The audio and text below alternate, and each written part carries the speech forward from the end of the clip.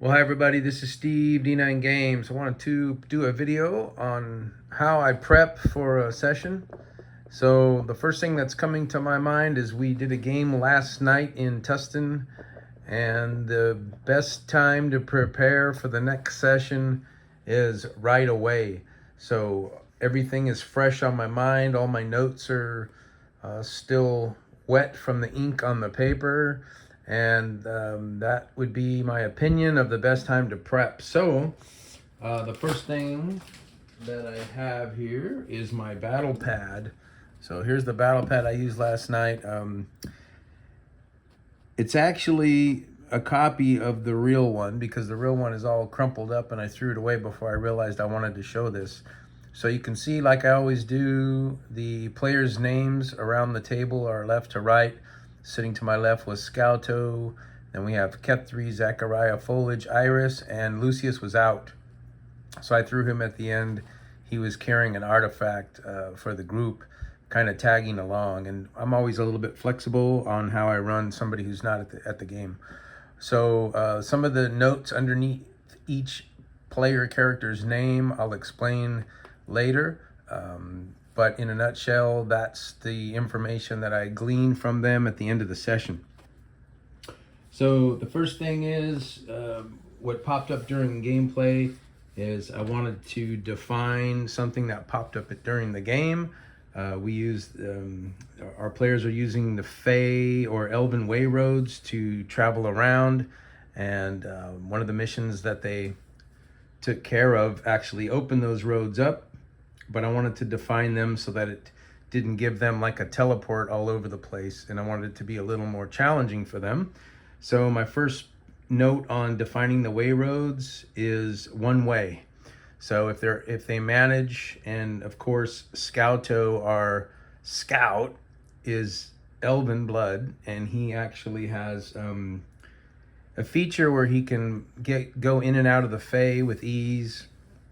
So they were putting this together at one point in time to go into the Fey roads, and we said you can make a roll, and based on the roll you can go to the destination or close to the destination that you intend, or pop up somewhere randomly, which is kind of fun. If he fails the roll, they could pop up in a dungeon or right in the middle of a battle or something. So I kind of like it now that we've allowed it to happen.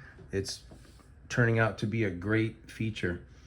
Of course, the second definition of the mechanics of the way roads is it's much easier to operate or open them up outside of combat. That doesn't mean you can't do it in combat if you were desperate, but we're going to add 2 degrees of difficulty if you try to open a way road in combat. Outside of combat, it's just a 2-die roll.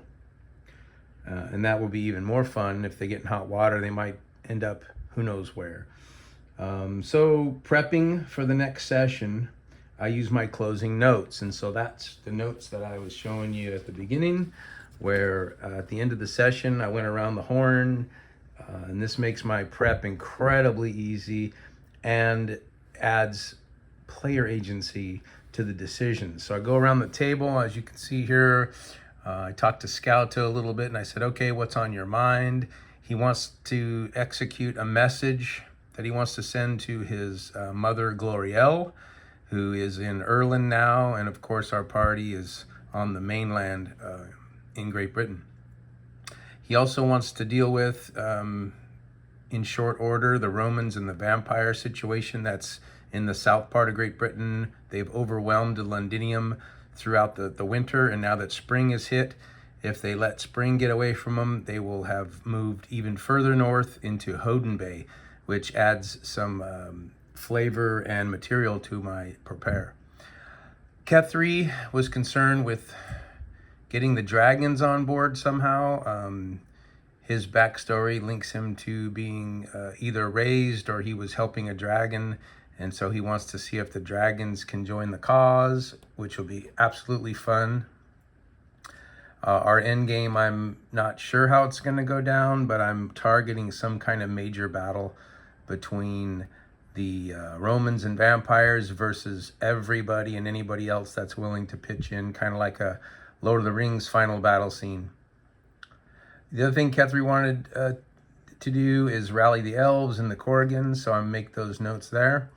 And then Zach was pretty flexible with what the party wanted to do, but he wanted to know more about his magic tricorn that he found in the ship's loot that they retrieved from the Dragon's Lair, several sessions ago. And then Foliage wanted to rally the Fae. He works with the Fae, and he's got a garment of Fae summoning, so he wants to see if he can get them on board to help in the war. And then, of course, dragons as well. And I put Apprentice, because he was asking about, before they leave Timbersprout, if he could talk to the Copper Dragon, which I'll explain in a moment, is only going to happen if the Master Wizard is there, not the Apprentice. Iris had a rescue at Hoden Bay on her mind. Hoden Bay is slowly getting overwhelmed as well. There's several units of Romans with vampire influence, and she wants to do the rescue. And then it was another side note to run to a small village in the east where I'll get to that in a minute, but there's a new faction that's down on magic.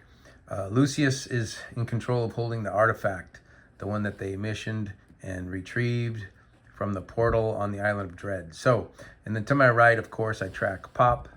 They had a couple of RP missions for 5 Pop apiece. They had a major battle in the north, helping the Fomorian with some Frost Beasts, so they got 15 points of progression for that. And then the last little bit of RP and adventure, they got 5 more Pop, so 30 points of progression earned for the night. That's what I have on the right. And at the very bottom, I have Ancient Elven Blood Quest. So before they left Thalandor, which is in Erland, they each had an opportunity to tell me what kind of people they talked to, what kind of elves they worked with in the off season. And one of the things that Iris was able to ask one of the elders there is if she can get her hands on some ancient elven blood to hopefully heal or resurrect Mabon, who I know is dead, but they wanted to try. I told her with a good roll that rumor has it that the ancient elven blood could be found in a lost city under the sea, which in my campaign is similar to the lost city of Atlantis. So that's how I use the end of my session to prep for the next session. Of course, in my prep, I'll show you that packet next, where I do a lot of bullet points. And then as I do the bullet points, I revisit my notes and write down detailed information as we go. So definitely bullet points, make notes on my battle pad as you just saw. And then I made my third note for the week. And these are notes that I feel like I'm struggling with, so I just make notes. As you can see, define the way roads. I struggled with the mechanics, so I was able to get that done. Prepare for next session using my closing notes, which I got that done. And then make and remember names. So I've got some different names here. I won't go into detail on that, but I've able to flesh out some names, because it's nice to give a name when they ask who was the king of that city, what was the city name, things like that. So we'll get better with names. The magic tricorn that Zachariah was talking about is able to flesh out what that does. Ancient Elven Blood Quest, I put in Atlantis. That's just my code for the underwater city. The Alliance meters, so what they're trying to do, and this could derail at any time, but at this point I've got some on a scale of 1 to 10. They're on a 3 with the Fae, 4 with the Celts, 8 with the Elves, 4 with the Corrigan, 7 with the Fomorian, Romans 1, and dragons nothing. They haven't dealt with the dragons at all yet. And then the artifact was the Elven Blood Boil. I'm putting my notes here. It's kind of a secret that they could tweak that artifact. And then they came across a formula of 48 to 52 as far as mixing the Elven and the Beast blood. Okay, so then what I did from those opening notes, I went into some details. So regarding Scouto wanting to send a message to Gloriel, you can see my next page is message to Gloriel. It's about Scouto's anointing. He actually succeeded on the trials. And then she's asked to represent the elves in a meeting with Trungond of the Fomorian city of Taldak. And so there's Erland on the left, Great Britain on the right, and then I've got a lot of dotted lines. That's just how I'm going to do a timer, where each season the Roman vampiric alliance will start to slowly move north, and in time, if not dealt with, engulf Great Britain. And on the north, that's the frost beasts, similar to the Game of Thrones ice wall, where these creatures are coming from the north. So it'll be almost like they're sandwiching in everybody to the middle. And so there's kind of my map. There's my Around the Horn again, Scouto Kepthri, Zach Lucius, Foliage, and Iris. And that's how I deal with the message to Gloriel. And then as I have ideas, I go back to these pages and I flesh out how I want to handle it. So these are more just bullet points like I talk about. That way it kind of gets it on paper, and then I can flesh out as I go. So the next one is the dealing with the Romans. So as far as dealing with the Romans, they can go and fight. And then they are definitely, we'll see some action on the outskirts near Hoden Bay. They can go in and spy, maybe even as deep as Londinium. They can try to rescue the Timber Sproutians in Hoden Bay. And then I have a blank line in Londinium. If they try to rescue, it's going to be super deadly. And I'm not sure who's being held captive in Londinium, but they've been there for probably 2 seasons now. And then, of course, they can try to go and kill the vampires, ? That would be insanely difficult by themselves. But if they've got some allies by now, which they do, might be able to pull that off. So the next one that the players wanted me to consider was dragons. So here's my bullet points on dragons.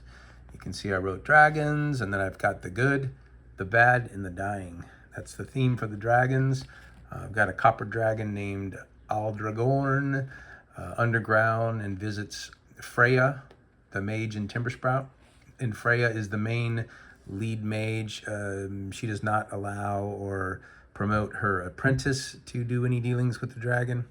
And then I've got a silver dragon, gold dragon, the bad, the red, the green, and the black, and then the dying. So one of the above dragons are dying, and I chose that to be Cindershard, the gold, is dying and infested with something. Haven't fleshed that out yet, but just wants to die, and he may even kamikaze into battle if they can develop a rapport with the dragons. And so I'll try to wrap this up, but there's a few more here. We've got the elves. So in regards to the elves, we have Gloriel.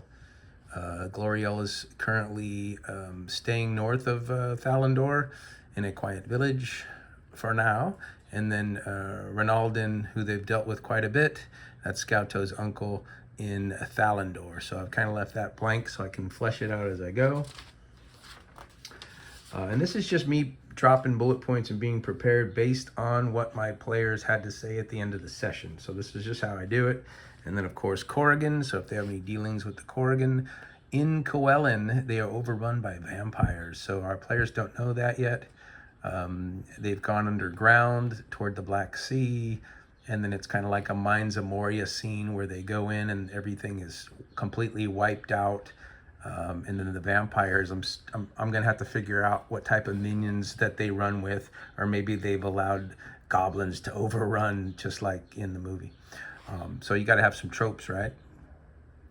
The Embershard Miners Guild, one of my new guilds or factions, operates somewhere between Coelen and the Underground. So that's going to introduce a new faction there for the group. They can meet the Emberscarred Miners. So in the Fae, that was one of Jim's requests. He wants to somehow work with the Fae. I put a question mark to help in the war, maybe. He does have a garment that will summon Fae, and that's kind of a random. If he rolls low, it could be a pesky Fae, and if he rolls high, it could be a helpful Fae, which right now I believe he has a Woodwoe helping him out. He rolled really good. He rolled 3 9s on 3 dice last night. Scouto had a couple of 9s. We had insane good rolls all night long, so it was a little bit of fun and excitement there for the players. So the rescue in Hoden Bay. Now, how am I going to bullet point that? I have spies and merchants from Timbersprout have been captured by the Romans. And then I've got some names because I'm trying to get better at names. So I've popped in a bunch of names. Prison Break. This will be a 3-part encounter that I'm going to flesh out so that I'm prepared if they decide to do a rescue in Hoden Bay. So the 3-part Prison Break is going to be outside the city. Outside the city, there's some scouts or some troops and units running around keeping scout. Inside the city, there's more soldiers, definitely a Roman presence, and then the guarded prison.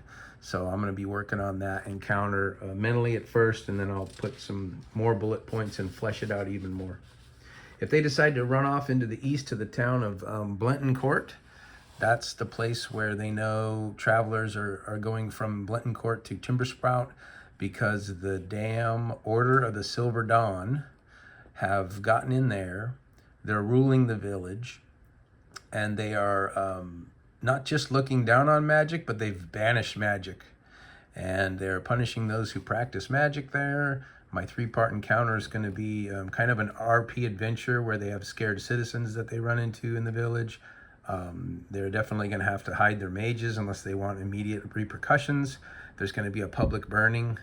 And then the Order of the Silver Dawn are going to be 1+ level on the group, which I believe will be level 8. And then that's going to be pretty deadly. So if they decide to go over there, that could be wild. But if they do put a stop to the Silver Dawn, they're kind of a legalistic group of paladin knights that have gone a little too far. It could be a good thing for allegiance. In fact, the elves ask them to take care of them, to shut them down, and if they do, that could increase their morale meter or their repertoire meter with, or whatever word that fits, their meter with the elves to gain their allegiance. Allegiance meter, there you go. So there we have it. We've got the races, we've got the factions. I'm running a game today at 1 o'clock at Kingslayer, where it's the same timeline, spring of 47 AD, Great Britain, London, Ireland, and we're going to see what the level 3 party can do to continue to build allegiance with the factions. So that's it. That's how I prep. Pretty easy, and I know in time it gets easier. And I even got to say, I went into the game last night a little bit, not nervous really, but a little bit kind of like, I hope I do a good session. I felt like I always feel like I'm not prepared enough, but that's kind of what we teach. Don't be over prepared. Just go in, have fun, and lean on your bullet points and volley off of your players. So that's it. Until next time, everybody. Peace.